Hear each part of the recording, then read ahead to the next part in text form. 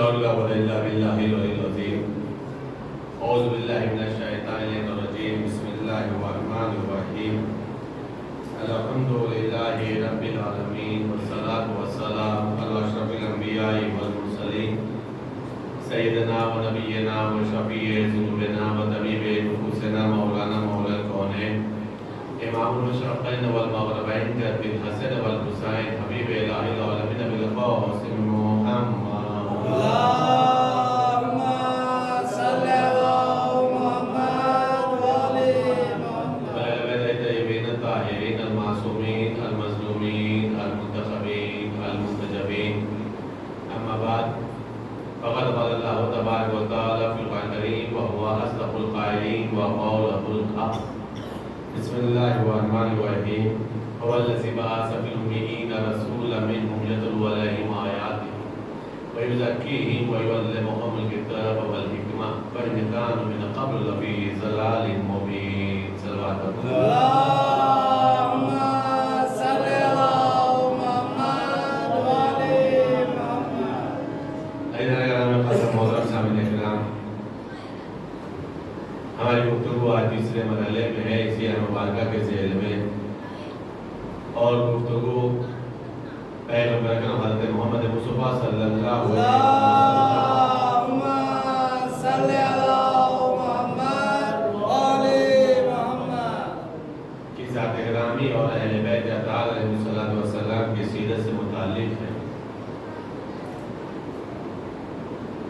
اس آیت مبارکہ کے ذیل میں جو سورہ جمعہ کی آیت مبارکہ ہے کہ جس کے اندر اللہ کائنات ارشاد فرما رہا وہ خدا وہ ہے کہ جس نے امیین میں رسول بھیجا، اور اس رسول کی ذمہ داری یہ ہے کہ وہ آیات الہیہ کی تلاوت کرے، نفسوں کو پاک کرے، کتاب و حکمت کی تعلیم دے، اور اس سے پہلے یہ لوگ پوری ہوئی گمراہی میں مبتلا تھے۔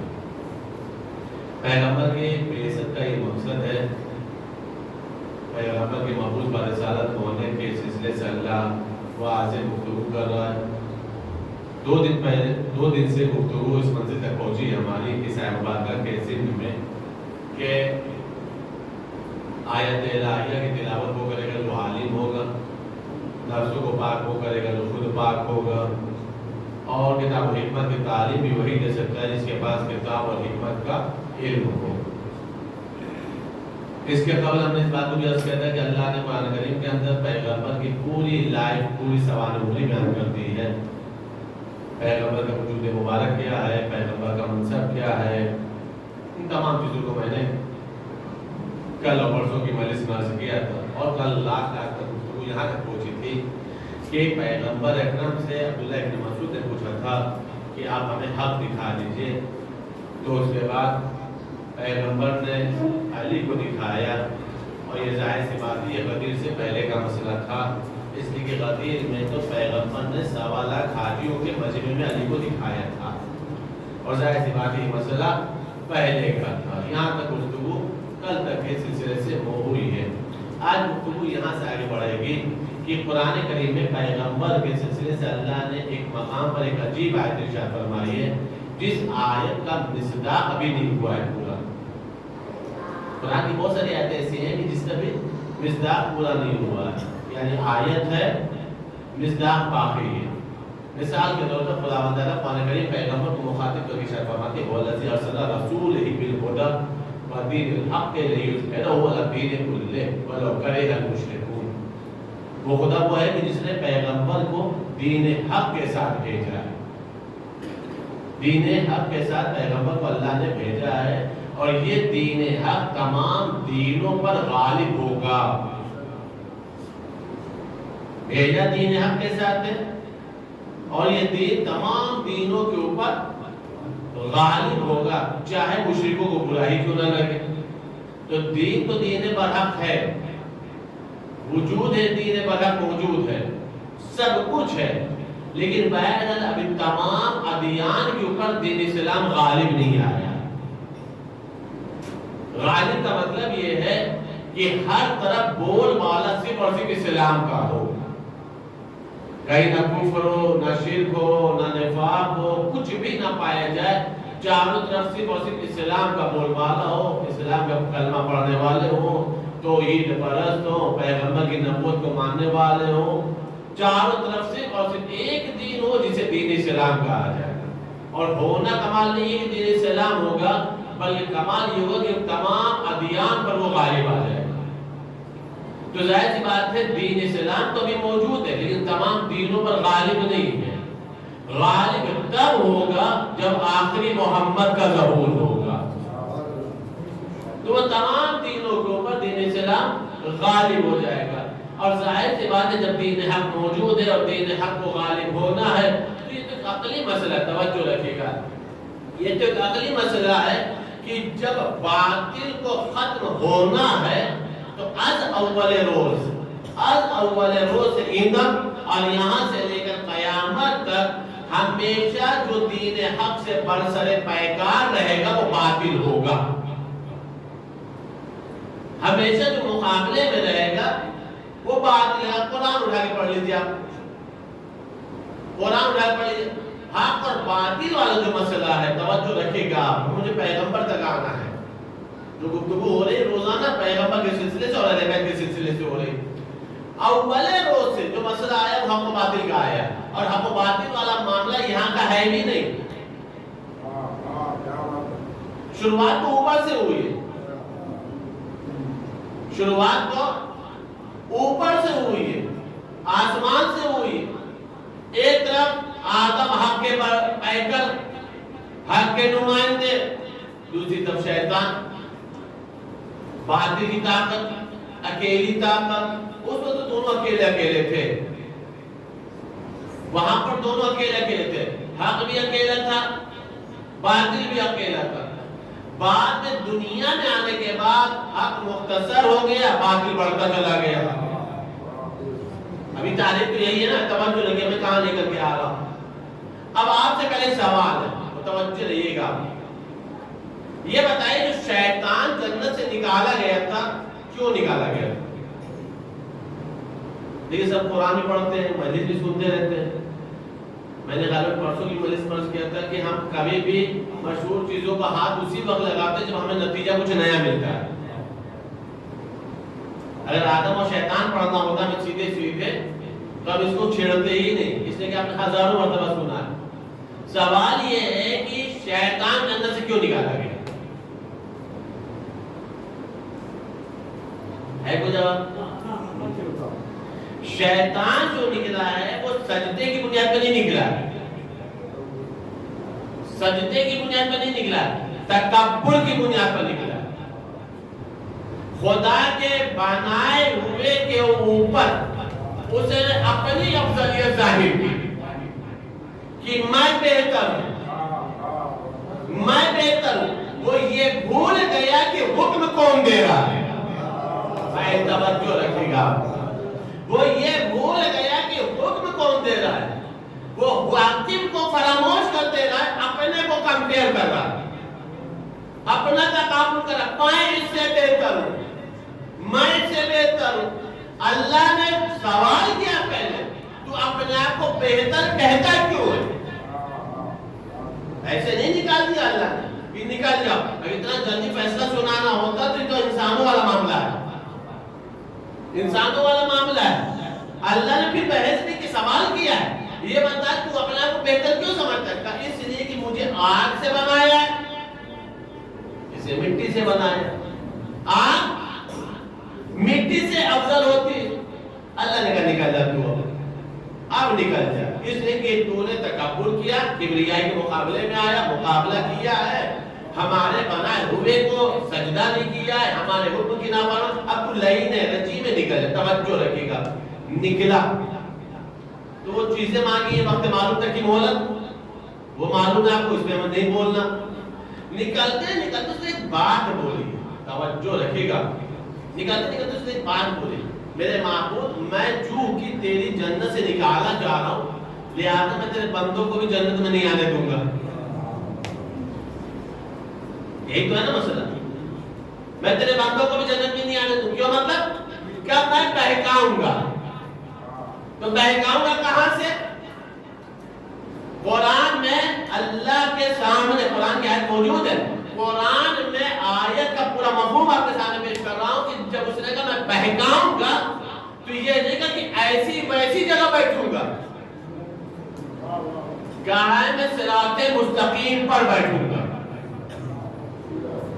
اگر آپ بات کو محسوس کرتے تو شاید یہی بات مکمل ہو جاتی. ایسی ویسی جگہ نہیں بیٹھوں گا. کہاں بیٹھوں گا؟ صراط مستقیم پر بیٹھ کے بہکاؤں گا. اس کا مطلب یہ ہے کہ شیطان سے خطرہ سب کو نہیں ہے. شیطان سے خطرہ انہی کو ہے جو صراط مستقیم پر چل رہے ہیں. باقی جو ہٹے بٹھے ہیں تم کا ٹینشن ہی ختم. شیطان نے کوئی ذمہ داری نہیں اٹھائی ہے. شیطان نے ذمہ داری انہی کے لیے ہے کہ ہم بہکائیں گے جو صراط مستقیم پر ہے. اور گمراہ کرنے کی اب اس نے جو چیلنج کیا, قسم خدا کہ اللہ کتنا کریم ہے. گمراہ کرنے کی جو اللہ کی بارگاہ میں چیلنج کہ میرے معبود میں شمال سے بھی بہکاؤں گا, جنوب سے بھی بہکاؤں گا, مشرق سے بھی بہکاؤں گا, مغرب سے بھی بہکاؤں گا. جب یہ 4 ڈائریکشن کو اس نے نام لے لیا, 4 سمتوں کا نام لے لیا, تو آدم روئے تھے میرے معبود یہ چاروں طرف سے بہکائے گا تو میری اولاد کا کیا ہوگا. اب آدم خدا کا شیطان شیطان ہی رہے گا. اسے صرف 4 سمتیں سمجھ میں آئی ہیں. ہم نے 4 سمتیں نہیں بنائی, ہم نے 6 سمتیں بنائی ہیں. 4 سمتوں سے وہ بہکائے گا, میں 2 سمتوں سے ہدایت کروں گا. میرے معبود کیسے؟ کل کوئی گمراہ اگر دست دعا کو بلند کر دے گا تو ہدایت کر دوں گا. اگر کوئی گمراہ سجدے میں معافی مانگ لے گا تو ہم بخش بھی دیں گے. اس سب احمد اور محمد والے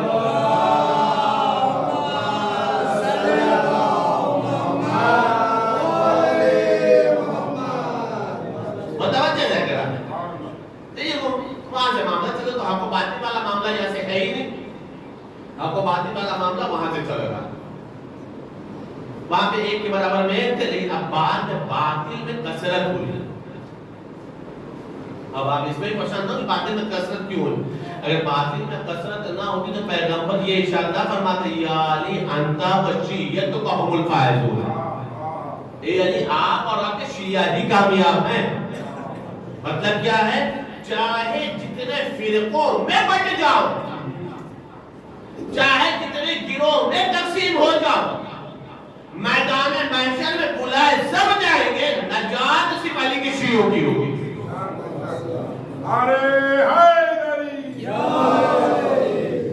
اللہ نے انسان کو خلق کیا تو موجود تو سب رہیں گے, بلائے بھی سب جائیں گے, لیکن جنت میں صرف ایک فرقہ جائے گا, ایک گروہ جائے گا جو صراط مستقیم والا ہے. متوجہ جانے گا. اب آپ یہاں سے محسوس کریے گا وہاں سے معاملہ چل. جب وہاں سے معاملہ چلا تو قرآن کریم میں دیکھیں اب وہاں سے شروع ہو گیا آپ کو باطل. میں پیغمبر تک آ رہا, توجہ رکھیے گا. وہاں سے آپ کو باطل کا سلسلہ شروع ہو گیا. سلسلہ جو شروع ہوا تو آدم ہے, نوح ہے, ابراہیم ہے, موسیٰ ہے, عیسیٰ, ایک سلسلہ. ہر زمانے میں حق کی طاقت, ہر زمانے میں باطل. پوری ذمہ داری سے گفتگو کر رہا ہوں. اس وقت سے لے کر آج تک حق کی تعداد ہمیشہ کم رہی ہے زمین پر. آج بھی کم ہے, آج بھی کم. حق والے کتنے ہیں؟ مختصر. باطل والے کتنے ہیں؟ کثیر. کمال سنیے آپ, ہونا یہ چاہیے تھا جو کثیر ہے وہ قلیل کو ختم کر دیتا.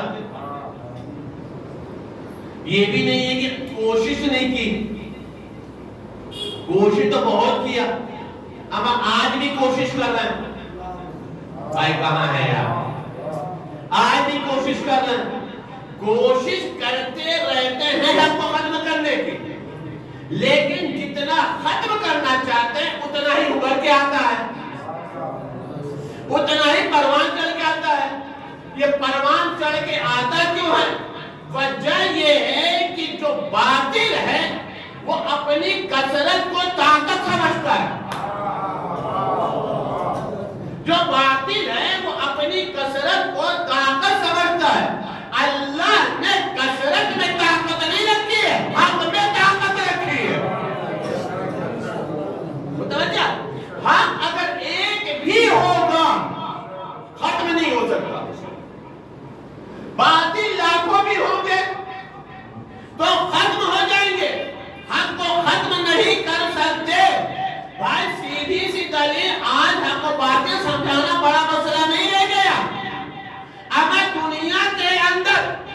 جسے سب سے بڑی طاقت کہا جاتا تھا.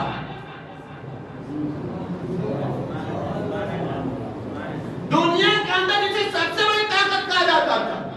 جب مقابلے میں آیا تو ایک چھوٹے سے ملک نے دھول چٹا دیا.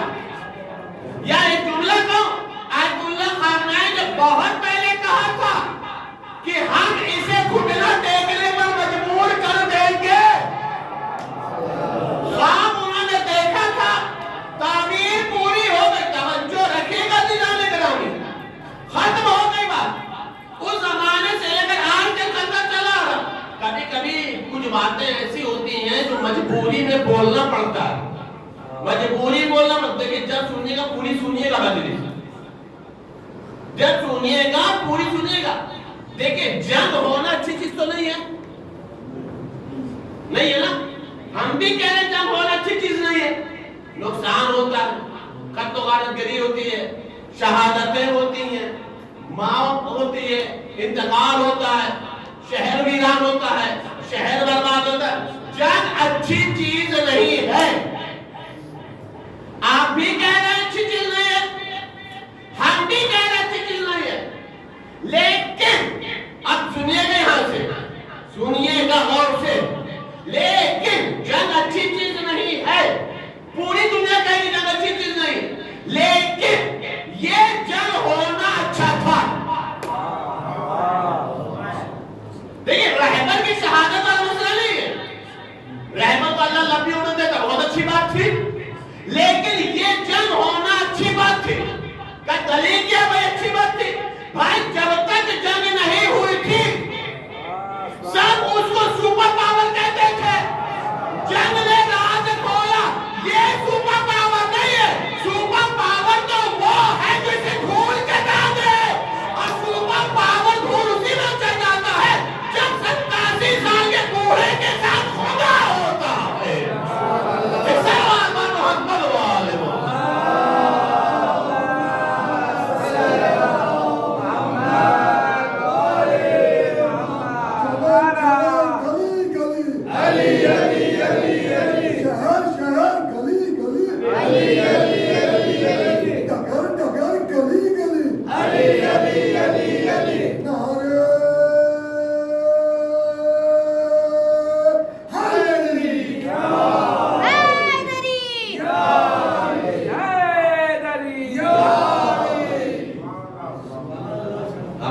سلام دے کے لیے بابا سے بلند سلام.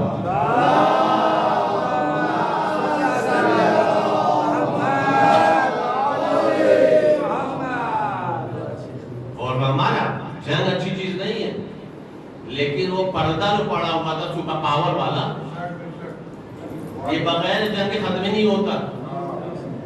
جنگ نے بتایا یہ سپر پاور ور نہیں ہے, میڈلسٹ کا کنگ ایک ہی ہے. میڈلسٹ کا کنگ ایک ہی ہے, اور یہ وہی ہے جس کے ساتھ خدا ہے. تو مسئلہ کیا ہے کہ حق اور باطل کے ہمیشہ سے کام ہم لوگوں پر شروع ہوا ہے, آج تک چلتا چلا. فرعون کا زمانہ تھا, موسیٰ کا زمانہ تھا. توجہ رکھیے گا, حق سمجھیے گا. اس لیے کہ قرآن کہہ رہا ہے کہ ہم نے پیغمبر کو دین حق کے ساتھ بھیجا. دین حق کو تمام دینوں پر غالب ہونا ہے. حق ہمیشہ مختصر رہا, تعداد ہمیشہ کم رہے, قلیل رہے. باطل ہمیشہ کثرت کے ساتھ رہا, اس کے ساتھ طاقتیں رہی, بادشاہت رہی, حکومتیں رہی. متوجہ آپ. ایک سلیمان نبی اللہ کو ہٹا دیجیے, ایک ذوالقرنین کو ہٹا دیجیے. بتائیے کس کے پاس پوری کائنات کی حکومت تھی؟ ہے کوئی؟ ایک سلیمان نبی اللہ اور ایک ذوالقرنین. باقی شروع سے لے کر آج تک انہی لوگ کے پاس ہے, لیکن اس کے بعد بھی حق زندہ ہے. اس کے بعد بھی حق زندہ ہے کہ نہیں زندہ ہے؟ اور صرف زندہ ہی نہیں ہے, شان و شوکت سے زندہ ہے. اور آسان بولوں, اما باطل اپنی پہچان کے لیے محتاج ہے, حق اپنی پہچان کے لیے بھی محتاج نہیں. متوجہ, پوری دنیا جانتی ہے کہ حق کس کے ساتھ. اب توجہ رکھیں, فرعون اور موسیٰ کا زمانہ. موسیٰ نے فرعون کو تبلیغ کی, تو بندہ ہے خدا نہیں, اللہ کو سجدہ کیا کر، خدا کا دعویٰ چھوڑ دے، اس اللہ نے جسے تمہیں سب کچھ دیا. آپ قرآن پڑھیں، قرآن کریم اکثر مقامات پر اللہ نے موسیٰ کا ذکر کیا، فرعون کا ذکر کیا. تعلیم بتائیے ایک مطلب فرعون نے، یہ قرآن ہے، میں آج کا مفہوم آپ کے سامنے پیش کر رہا ہوں. ایک مطلب فرعون نے اپنے موالیوں سے، اپنے سپاہیوں سے ڈسکس کیا، میٹنگ کی اور کہا کہ کام کرو، ہمارے لیے کیلا بناؤ، حق سمجھے گا باطل سمجھے گا، ہمارے لیے کیلا بنواؤ اور کیلا اتنا بلند و بالا بنواؤ کہ ہم اس کی چھت پر چڑھ کر کے موسیٰ کے خدا کی خبر لیں. دیکھیں جب گونگا خواب دیکھے تو بڑا ڈینجر ہوتا ہے، دیکھ تو سکتا ہے بتا سکتا نہیں. لیکن جو مثال نے سمجھ کر کے دیا ہے بھائی، گونگا خواب نہیں دیکھتا، دیکھے گا تو مر جائے گا، پریشان ہو جائے گا کہ بولے تو کیسے بولے. تو یہ فرعون تو خیر بولتا تھا لیکن اس کے خواب گونگوں والے تھے. متوجہ کہیں کیلا بنوا تو رہتا کہ آج جھوپڑی میں تھا، رہتا تو محل میں تھا، لیکن اس محل کی چھت باہر چھوٹی رہی ہوگی. اس نے اتنا بلند و بالا، قرآن ہے یہ، قرآن کی میں آیت کا مفہوم پیش کر رہا ہوں آپ کو، اتنا بلند و بالا قلعہ بنوا کہ اس کی چھت پر چڑھ کر کے، بالا خانے میں چڑھ کر کے ہم موسیٰ کے خدا کی خبر لیں گے. اب یہ قرآن تاریخ نے لکھا ہے کئی سو سال تک اس کا قلعہ بنا ہے. دیکھیں کیا ہے اللہ، جب اس نے خواب دیکھا تھا اپنی سوچ والا تو اسی میں ملک الموت روح قبض کر لیتا. زندہ رہو گے تو بناؤ گے نا. یا پھر مان لیجیے ایک آدھ فلور بنا تھا، 2 فلور بنا تھا، 4 فلور بنا تھا، 10 فلور بنا ہوتا مثلا تو 2-4 فلور پہ مار دیتا. اللہ کہتا نہیں، باقی پوری اپنا خواب کر لے پھر بتاؤں کہ حق کیا ہے. توجہ رکھیے گا، کئی سو سال میں بنا، تو اس کا مطلب یہ کئی سو سال تک فرعون زندہ تھا. کئی سو سال تک فرعون زندہ تھا. کئی سو سال میں اس کا مکان بنا، وہ قصر بنا، وہ قلعہ بنا، اور اس کے بعد بالا خانہ بنا. اب وہ زمانہ آج والا تو تھا نہیں کہ مثال کے طور پر ایک ایک فلور جلدی جلدی تیار ہو جائے. وہ زمانہ وہ تھا کہ آرام سے کام ہو رہا ہے، تو کئی سو سال میں کام بھی ہوا. فرعون تیار بن گیا. قرآن سنیے گا، قرآن کی آیت میں مفہوم پیش کر رہا ہوں. بن گیا قلعہ، بلند و بالا بنا. جو آخری ٹاپ فلور تھا جسے ٹیرس کہتے ہیں، جسے بالا خانہ کہتے ہیں، وہ اتنا بلند و بالا تھا کہ نیچے سے بیٹھے بیٹھے وہ خوش ہو رہا تھا. اب ہم اوپر جا کر کے موسیٰ کے خدا کی خبر لیں گے. توجہ رکھیے گا، جانے والے قسم خدا کوئی خاموش نہیں رہے گا، پوری ذمہ داری سے پڑھ رہا ہوں. موسیٰ کے خدا کی خبر لیں گے. بنوا تو دیا، نیچے سے دیکھ دیکھ کے خوش ہو رہے کہ ہمیں اتنا اوپر جانا ہے. کیا ابھی پڑھوں میں؟ تمام بھیا بنوایا اوپر تک تھا، زمانہ لفٹ والا نہیں تھا. زمانہ لفٹ والا تو تھا نہیں. بہرحال تاریخ نے لکھا کہ محنت کر کے ٹیرس تک پہنچ گیا. ہمت ہے، دیکھیے گا کر کیوں رہا ہے پوری محنت؟ موسیٰ کے خدا کی خبر لینا ہے. محنت کر کے وہاں تک پہنچ گیا. جب وہاں پہنچا تو تاریخ نے بھی جملہ لکھا، کہ قرآن نہیں، تاریخ نے جملہ لکھا جب اتنے بلندی پر پہنچ گیا کہ اس بلندی سے نیچے والے چھوٹے چھوٹے نظر آ رہے تھے. میں نے کیا عرض کیا؟ نیچے والے چھوٹے چھوٹے نظر آ رہے تھے. یہاں وہاں سے نیچے والے تو چھوٹے چھوٹے نظر آئے، لیکن جب اس بلندی پر پہنچ گیا تو تاریخ نے جملہ لکھا فرعون کا کہ یہ کیا ہو گیا؟ یہاں سے بھی آسمان اتنا ہی دور نظر آ رہا ہے جتنا زمین سے آسمان دور تھا. یہاں سے بھی آسمان اتنا ہی دور نظر آ رہا ہے جتنا دور زمین سے تھا. اپنے حساب سے کیا سوچے تھا کہ ہم بلندی پر پہنچیں گے پھر موسیٰ کے خدا کی خبر لیں گے، لیکن بلندی پر پہنچا ضرور، آسمان نیچے نہیں آیا. وہاں سے بھی آسمان اتنا ہی دور نظر آیا. بھائی کہاں ہے آپ؟ بھائی یہ ہے باطل.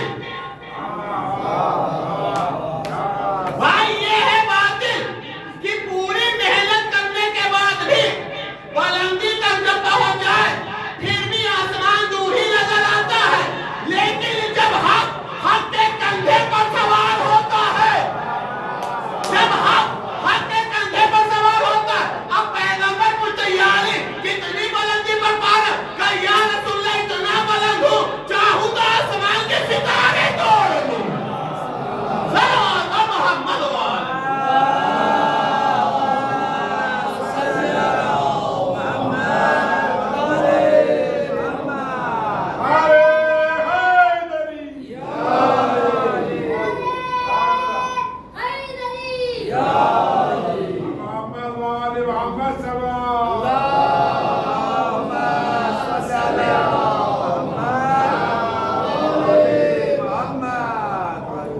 باطل چاہے اپنے اعتبار سے جتنی بلندی پر پہنچ اپنے اعتبار سے، لیکن اسے آسمان دور ہی نظر آئے. لیکن اگر حق پر سوار ہو جائے تو زمین پر بیٹھے بیٹھے اتنی بلندی پر حق پہنچ جاتا ہے کہ اگر وہ چاہے تو آسمان کے ستارے توڑ لے، آسمان کے ستارے چھو لے. یاد رکھیے گا یہ اہلی پیغمبر کے سوار نہیں تھے، یہ تو بالکل ایسے ہی تھا جیسے قرآن میں قرآن رکھا. قرآن پر قرآن رکھا ہوا تھا. یاد رکھیے گا، توجہ، ایک بات آگے تو اس کرتا چلو. کبھی بھی دوش پیغمبر پر، دیکھیے جتنا پڑھا ہوں اتنا ہی بول رہا ہوں، زیادہ نہیں بول رہا ہوں، کہ کبھی بھی دوش پیغمبر پر آپ کو سوائے معصوم کے کوئی دوسرا نظر نہیں آئے. آغوش میں نظر آئیں گے، آغوش الگ ہے، دوش الگ ہے. آغوش میں تو رسول خدا کے جناب حبیب بن مظاہر بھی تھے، آغوش میں تو مولا علی کے جناب مختار بھی تھے، آغوش اسے کہتے گودی. لیکن جو دوش ہوتا ہے اس پر کبھی بھی پیغمبر کے دوش پر معصوم کے علاوہ کوئی دوسرا آیا ہی نہیں. وجہ سمجھے کیا ہو؟ اس لیے کہ دوش رسالت پر مہر نبوت ہے. نہیں محسوس کیا نا؟ دوش جو رسالت ہے، دوش نبوت جو ہے، یہ جو شولڈر ہے، یہ جو کندھا ہے، یہ جو پشت ہے، یہاں پر مہر نبوت ہے. اور مہر نبوت پر کسی صحابی کا پیر لگ جائے ممکن ہی نہیں ہے. یا تو علی ہو یا علی جیسا. توجہ، یا علی ہو یا علی جیسا.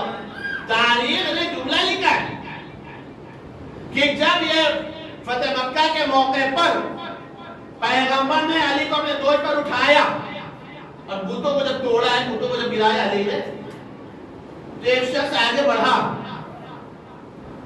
چاہے عمر ختم ہو جائے، نام نہیں لوں. کیا بات ہے، کیا بات ہے. اب اتنا سمجھدار قوم نہیں ہے،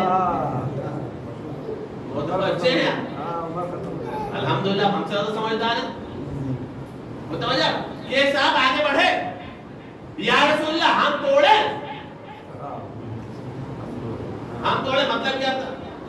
یا تو ہمیں موقع مل جائے توڑنے کا، یا موقع مل جائے دوش رسالت پر سوار ہونے کا. دیکھیں بڑی ہوشیاری ہوتی تھی. متوجہ، تو پیغمبر نے جملہ فرمایا نہیں تم نہیں توڑو گے. کہا کیوں؟ کہا اس لیے کہ اس بتوں کو وہی توڑے گا جس نے کبھی بت کے آگے سر نہ جھکایا.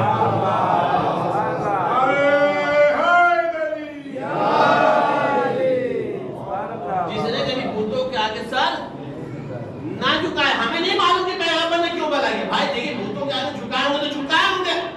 ابھی تو مسلمان ہیں، ابھی تو مسلمان ہیں، توڑا لیجیے. کیا مسئلہ یہ ہے کہ جس کے دل میں کبھی محبت بسی ہو تو توڑتے ہوئے دل ٹوٹے گا، توڑتے ہوئے دل ٹوٹے گا. علی سے توڑوا اس لیے رہا ہوں کہ تاریخ انسانیت میں اکیلے علی ہیں جن کے نام کے آگے دو لفظیں لگتی ہیں، یا تو علیہ السلام لگایا جاتا ہے یا کرم اللہ وجہ لگایا جاتا ہے، اس لیے کہ علی ہی اکیلا چہرہ ہے جس نے صرف خدا کے آگے سر جھکایا ہے، خدا کے آگے سر نہیں جھکایا ہے۔ اس لیے وہاں پر محمد و آل محمد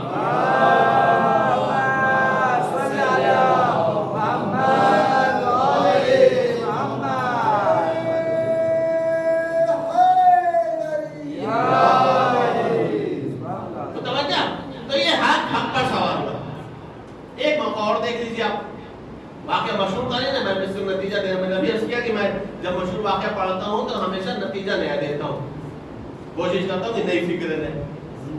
ایک اور موقع دے دیجیے جب حق پر سوار ہے، لیکن یہ جو حق پر سوار ہے، یہاں پر حق کا معاملہ ایسا ہے کہ دوسرا حق سر اٹھا بھی نہیں سکتا۔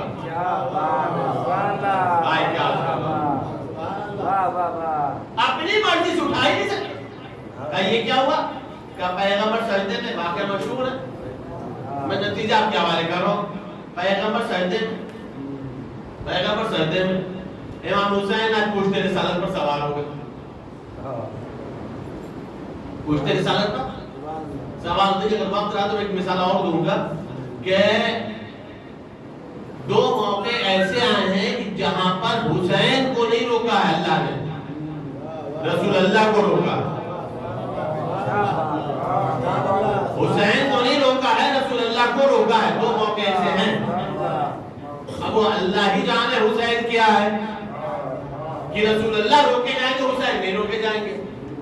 ایک موقع یہی سجدے والا، اور وقت تھا تو دوسرا بھی عرض کر دوں گا۔ متوجہ سجدے میں اب ہمیں نہیں معلوم کہ رسول اللہ کتنی مرتبہ ذکر سجدہ پڑھتے تھے، ایک مرتبہ کی، دو مرتبہ کی، تین مرتبہ، لیکن جب رسول کے پشت پر حسین آ گئے، تین مرتبہ اگر پڑھتے ہو، تین مرتبہ پڑھ لیا، لیکن قابل اس لیے کہ رسول صلی اللہ علیہ وسلم اللہ نے جبریل کو بھیجا اور کیا کہا، اس وقت تک میرے حبیب آپ سر نہ اٹھائیے گا جب تک حسین اپنی مرضی سے نہ اترے۔ یہی تک چل واقعہ، لیکن نتیجہ سنیے گا۔ اللہ جو رسول اللہ کو روک رہا ہے، اللہ جو رسول اللہ کو روک رہا ہے کہ آپ اس وقت تک سر مت اٹھائیے جب تک حسین نہ اتر جائے، وہی اللہ جبریل کو بھیج کے کہہ دیتا حسین آپ اتر جائیے، میرے حبیب کو سر اٹھانے دیجیے۔ ایسا کرتا ہے یا نہیں؟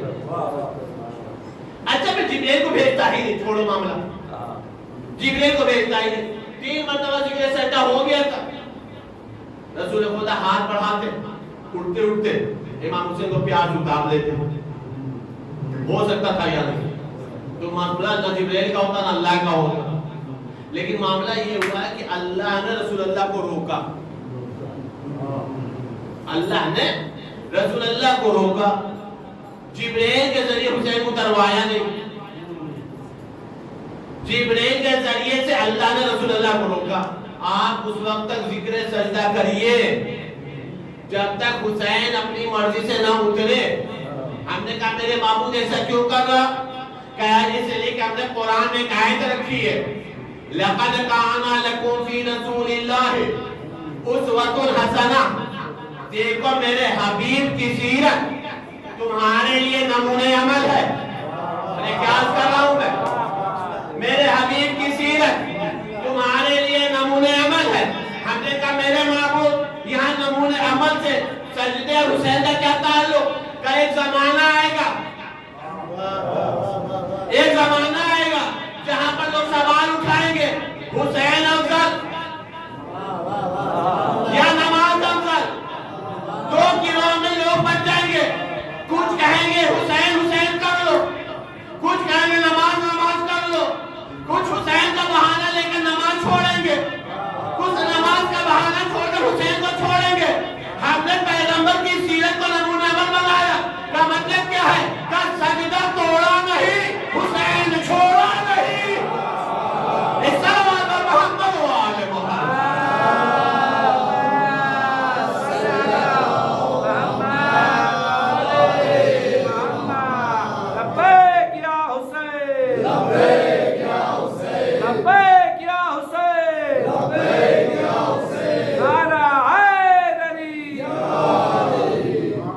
کیا ہمارے پیغمبر کی سیرت نہ سجدہ کو توڑا نہ حسین کو چھوڑا.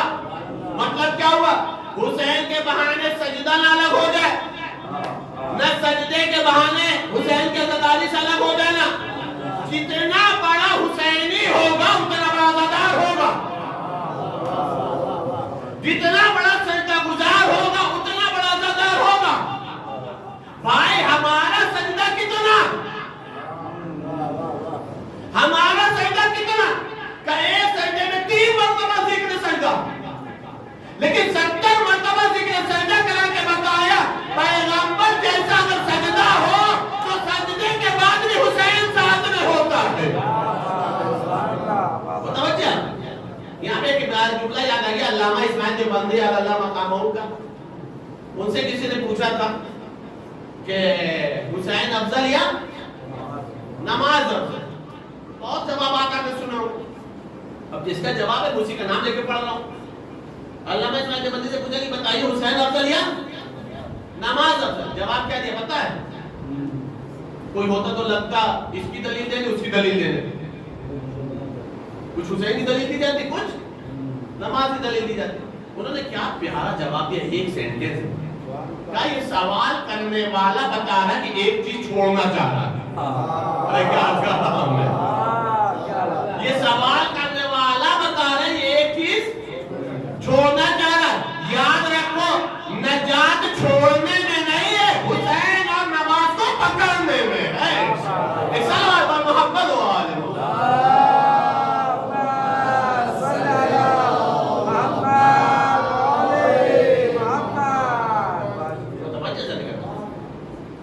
یہاں پر ایک مرتبہ اللہ نے رسول کو روکا, حسین کو نہیں روکا. ایک موقع اور سن لیجئے, 2 منٹ کے اندر وقت مکمل ہو رہا ہے. مشہور واقعہ راہب والا, راہب والا واقعہ مشہور ہے. راہب آیا تھا, اولاد کے لکھا نہیں ہے قسمت میں, یہی تو تھا. امام حسین نے کیا کہا لیکن میں پورا واقعہ ہی چھوڑ دیا, مجھے تو صرف نتیجہ آپ کے حوالے کرنا ہے یہ بتانے کے لیے کہ جب مسئلہ رسول اور حسین کا بھی آیا تو اللہ نے رسول کو روکا ہے, حسین کو نہیں روکا ہے. رسول کو روکا گیا ہے, حسین کو نہیں روکا گیا. دیکھیے میں بتا دوں, اب یہ مجلس کے بعد کیا ہے مسئلہ, یہ مت سمجھیے کہ مولانا حسین کو بڑھا دیے. بھائی ہم نے بڑھایا اور نہیں, ہم نے پڑھا ہے, ہم نے پڑھا ہے, پڑھایا اڑایا نہیں ہے. کیا کہا؟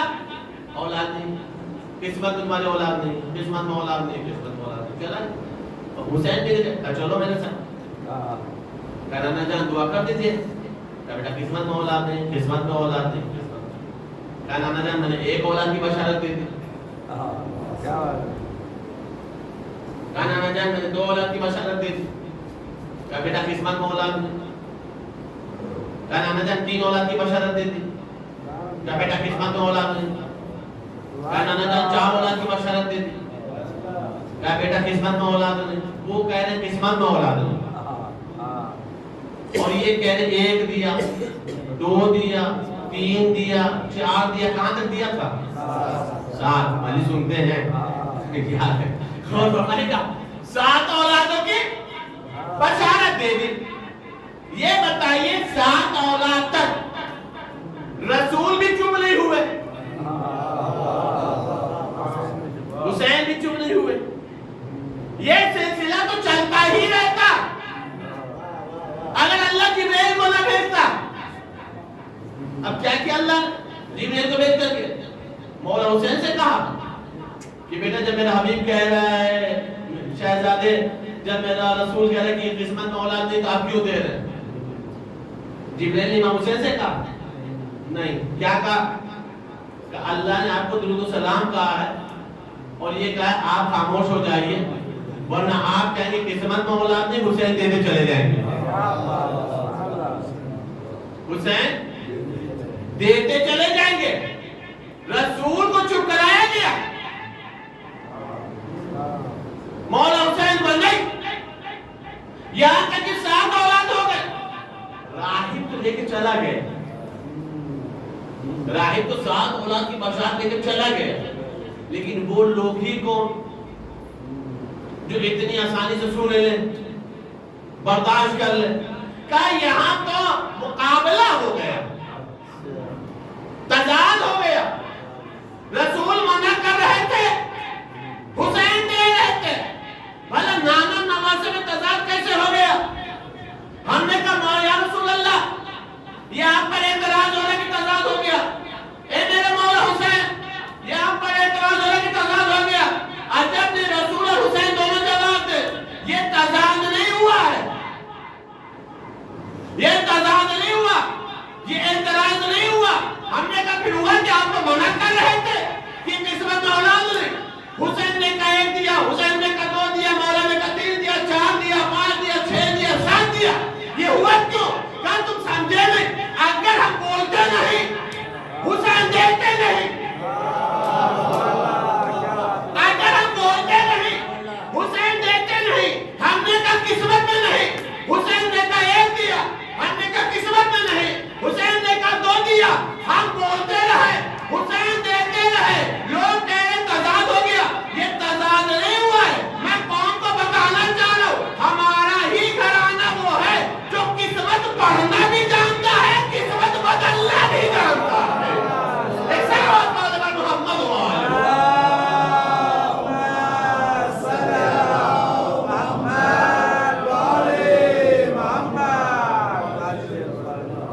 ہمارا ہی گھرانہ ہے جو قسمت پڑھنا بھی جانتا ہے، اور ہمارا ہی گھرانہ ہے جو قسمت بدلنا بھی جانتا ہے۔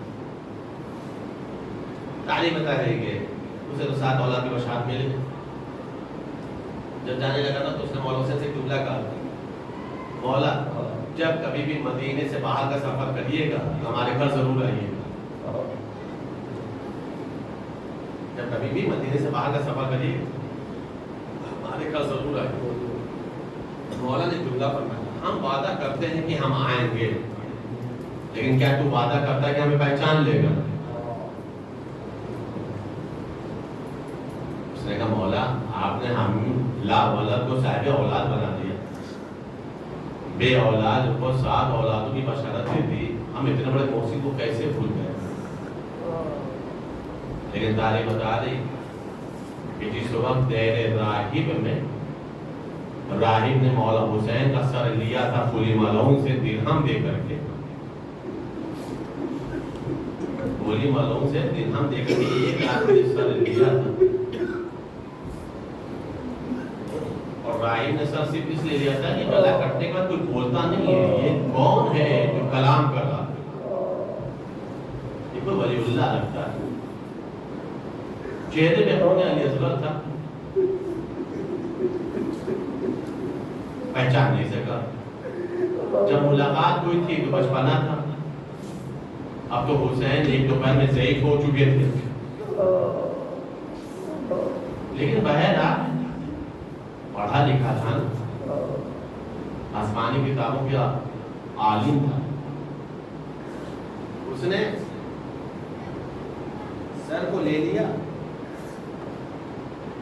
درہم دے کر کے گراج دے لیا، اور اپنے 7 بیٹوں کو بلایا، زانوِ ادب کو طے کیا اور سر کو بلندی پر رکھا۔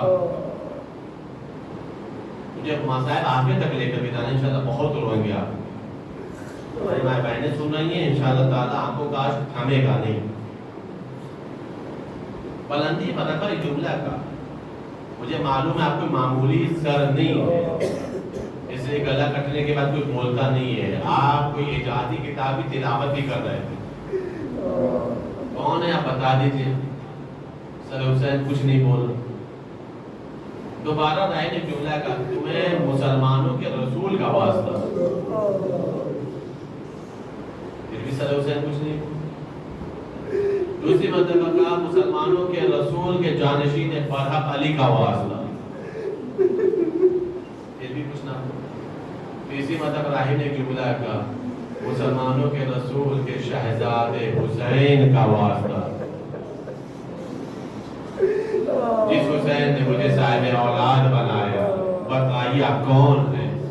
اب گلا کٹا ہوا سر حسین خطاب کرتا کہا ہمیں نہیں پہچانا، ہم نے کہا تھا ہم تمہارے گھر آئیں گے لیکن تم نے اپنا وعدہ پورا نہ کیا، دیکھو ہم نے وعدہ پورا کر دیا، اے راہب ہم تو آ گئے لیکن راہب تو نے ہمیں نہیں پہچانا۔ ایک بندہ راہب نے پوچھا کون ہے؟ کہا راہب میں وہی ہوں جس نے تجھے 7 اولادوں کی بشارت دی تھی، لیکن راہب ہم میں تم میں یہ فرق ہے کہ تیرے 7 اولاد میرے ساتھ بیٹھے ہوئے ہیں، میرا علی اکبر بھی مارا گیا، میرا علی اکبر بھی مارا گیا۔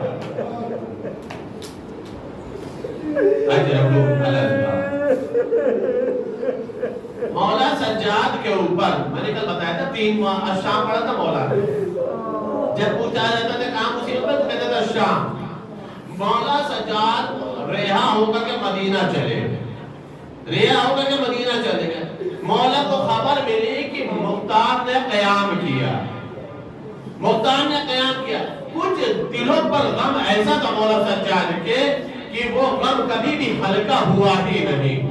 جب مولا کو یہ پتا چلا کہ مختار نے قیام کیا ہے تو ایک مرتبہ مولا کا ایک صحابی آیا منہال کوفے سے مولا کے پاس، ایک مرتبہ مولا نے پوچھا میں نے سنا ہے کہ مختار نے قیام کیا ہے، میرے پاپا کے قاتلوں کو مار رہا ہے، قتل کر رہا ہے، کہا ہاں میرے مولا صحیح بات ہے۔ ایک مرتبہ مولا نے پلٹ کر کے پوچھا بس اتنا بتا دے منہال ہرملہ مارا گیا کہ نہیں مارا گیا؟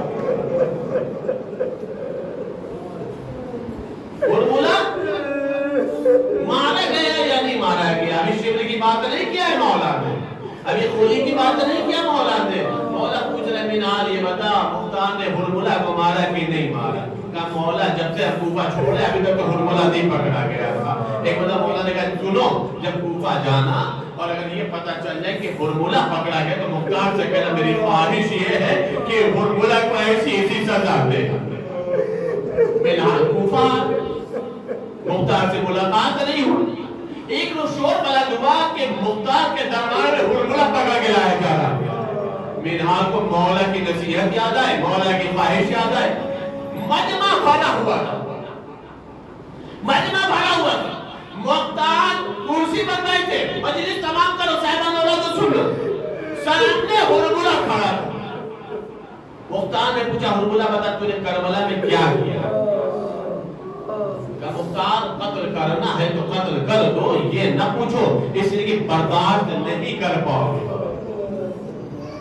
روک ایک جملہ عرض کروں، ہرملہ اتنا شقی ترین انسان ہے پھر بھی اس بات کو مانتا ہے کہ مختار برداشت نہیں کر پائیں گے، صرف سن کر کے برداشت نہیں کر پائیں گے۔ ہمیں سمجھ میں نہیں آتا علی اصغر نے وہ تیر کیسے برداشت کیا؟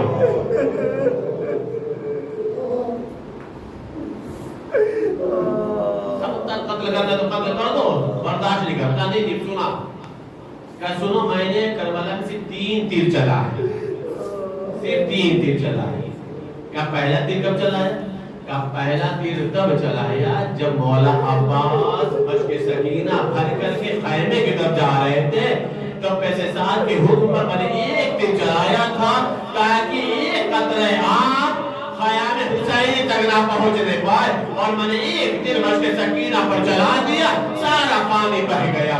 پورے مختار کے دربار میں عزاداری برپا ہو گئی، پورا مختار دہاڑے مار مار کے رونے لگا، پورا دربار رو رہا تھا۔ جب آنسو تھم گئے تو بتا پوچھا کہ اچھا یہ بتا تو نے دوسرا تیر کب چلایا؟ مجلس تمام ہو گئی، دوسرا تیر کب چلایا؟ کہا مختار نہیں برداشت کر سکتے، کہا نہیں بتاؤ میں نے دوسرا تیر کب چلایا تو نے؟ کہا میں نے دوسرا تیر کب چلایا جب حسین چشماہے کے لیے پانی کا سوال کر رہے تھے، جب چشماہے کے لیے پانی کا سوال کر رہے تھے۔ اصل بات ہمیں دیکھو گے تو میں بتا پاؤں کہ وہ تیر کیسا تھا۔ مقتل نے لکھا یہ ہے کہ وہ تیر اتنا شدید تھا کہ 7 لوہے کی چادر میں چھید کر سکتا تھا۔ ایک ہو گئی، دوسری بات سنو تھا، دوسرے جملے جو مقتل نے لکھا وہ یہ ہے کہ وہ تیرے سے شعبہ تھا، یعنی ایک تیر میں 3 سرا تھا، 3 موقع تھی۔ 6 مہینے کی بچے کی گردن کتنی ہوتی ہے؟ 6 مہینے کی بچے کی گردن کتنی ہوتی ہے؟ نازک سی پھول جیسی گردن ہوتی ہے، وہ بھی ایسی گردن جو 3 دن تک پانی نہ پیے ہو، جو سیراب نہ ہو، خشک ہو، جس کی گردن ڈھال چکی ہو، تیرے سے شعبہ کا نشانہ، جو 7 لوہے کی چادر میں چھید کر سکتا تھا، علماء نے عجب جملہ لکھا ہے، کہتے یہ ہے کہ جب دین تھا نا تو 3 چیزوں پر اثر کیا. کیا ہوا؟ ایک سیرا علی اصغر کے گلے میں لگا، دوسرا سیرا علی اصغر کے کان میں لگا، اور تیسرا سیرا حسین کے بازو میں بے بس ہو گیا. حرملہ نے جیسے ہی یہ جملہ مختار کے دربار میں کہا، پورا دربار چیخیں مار کر کے رونے لگا. میں کہوں گا مختار، ارے تو نے سنا تو برداشت نہیں ہوا، ذرا رباب کے دل سے پوچھو جس نے تیر حرملہ کا دار علی اصغر کے گروہ مبارک پر دیکھا تھا، تبھی تو رباب نے کہا تھا اے میرے لال، اگر اس تیر سے اونٹ کو نہر کیا جاتا ہے 6 مہینے کے بچے کو ذبح نہیں.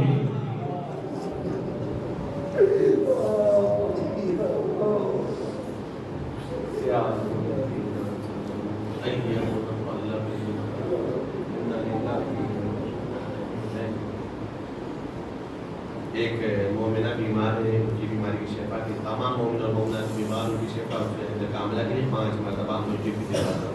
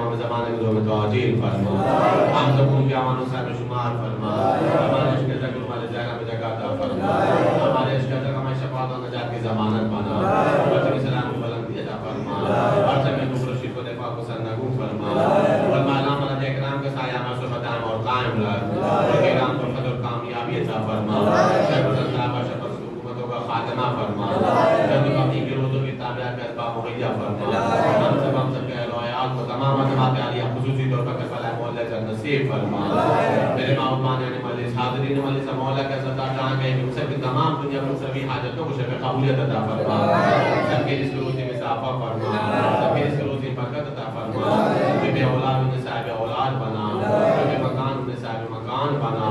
میرے معبود جتنے بھی مام سب کو شفا کلیوں سے کاملہ عطا فرما. ہم سب کو، ہم سب کے اہل و عیال کو دامن قرآن و بلاد اہل بیت سے محترمہ سیکھ رہا، ہمارے مذہب کی امام کو راضی اور خوشنود فرما.